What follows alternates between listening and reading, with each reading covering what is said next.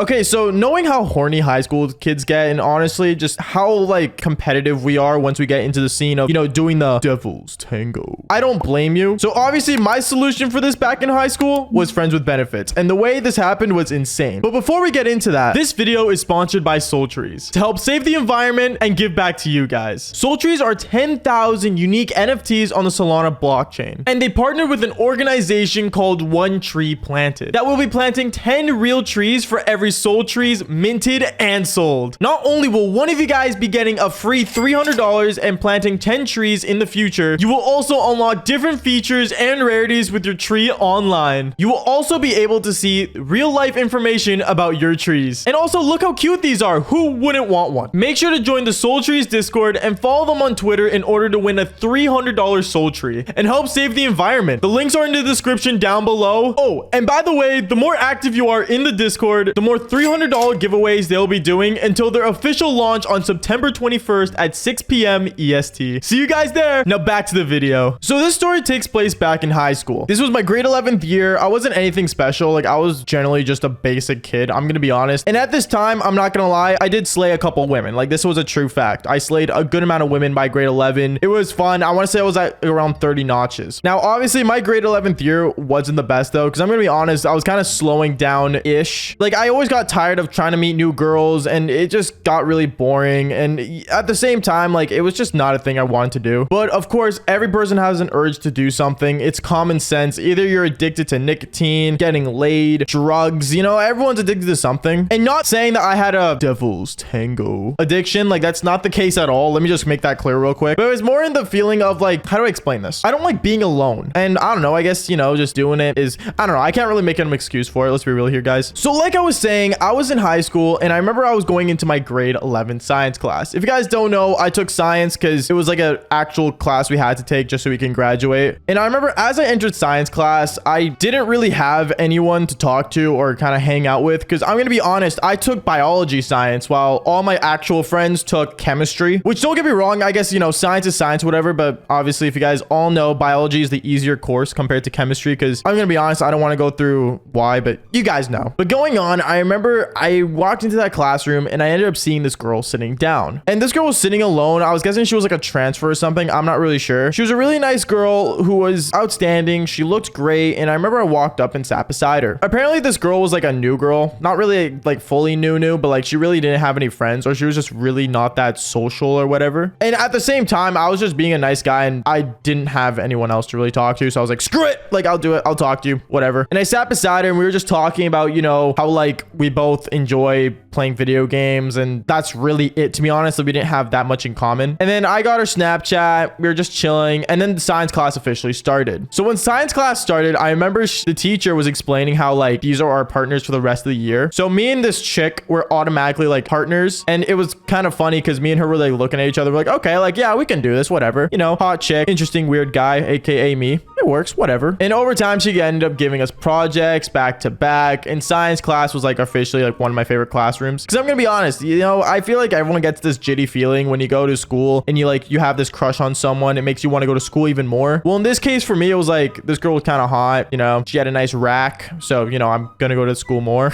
I don't know, it's kind of a dumb excuse. Anyways, like I was saying though, one day I remember we didn't end up finishing our lab together that we had for one of our science courses. I'm not really sure what. All I remember is that it like took us like more than a day to finish, and I remember she invited me over to her house. And I'm not gonna lie, like, the fact that she invited me over was kind of interesting. Like, she knew me well, don't get me wrong. We did like already like 20 labs together at this point, and we always finished it in class. But the one time when we actually didn't finish it in class, she invited me over, which I was thankful for, and I was, happy about. She was nice about it. And I remember how she was telling me how, like, we got to get this done and everything, and I said, okay, I'm down. So I told her, like, just to snap me whenever, like, you want me to come over. And as I was home, kind of just doing my own thing, watching TV and just sitting on my couch like a nobody, because let's be real here, I don't think many good games were out at the time. I don't think. Usually I'd be playing video games, but anyways, I remember she snapped me on her phone saying, hey, you can come over now. And in my head, I'm thinking, okay, like, I'm down, like, that's lit, like, I'm gonna come over, let's do this. So I remember remember I went over, and as I went over, she told me that her parents weren't home and everything. And like, you know, we have like the whole living room to do the science project. And I was like, okay. And as we're doing the science project and talking about, you know, life and everything and how we do things, I realized that there was more to this girl than just our science labs and how hot she was. Like, she was a really actual, like, genuine person who's been hurt a lot from other guys. But at the same time, she always told me how, like, you know, she was kind of like weird or whatever in a way. And she told me how, like, no guys actually ever satisfy her. Now, when a girl says that, I always feel like, what does that mean? Like, like I didn't understand what she meant full on. So I remember asking her, wait, what do you mean, like, no guy satisfies you? And then she got into this whole talk about how, you know, no guy is able to, like, make her finish, and like no guy makes her satisfied during the devil's tango. And at that point, bro, I was feeling so competitive. I was like, you know what? Like, I got this down. Like, watch me. So I remember I was talking to her, and we were talking back and forth, saying, like, you know, just talking about how good we are at doing the devil's tango. And as funny as it is, you guys are maybe cringing laughing at this, but I'm gonna be honest, people do have these conversations. Like, it's a genuine thing to have. You guys can call me weird now, but as you guys talk to people and women and stuff, you will see it yourselves. And yeah, from there, I remember we ended up doing the devil's tango, and it just kept going and going. And then once we stopped, we realized that we didn't end up finishing our science project. So it was like a really awkward situation. And then as we were just laying down saying like we should probably finish our science projects, like this is really awkward and stuff like that, she was telling me how she actually enjoyed the one time we actually did it, and then she wanted to do it again. But at the same time, she told me how she didn't want me catching feelings for her, which at the time it's not really a thing. Like I said, I was bored and I was just tired and stuff, and I'm honestly was never really looking for a good relationship at that age, because let's be real here, high school relationships don't last unless you're like high school sweethearts. So one thing led to another, and I remember telling her like, what if we just did it for fun,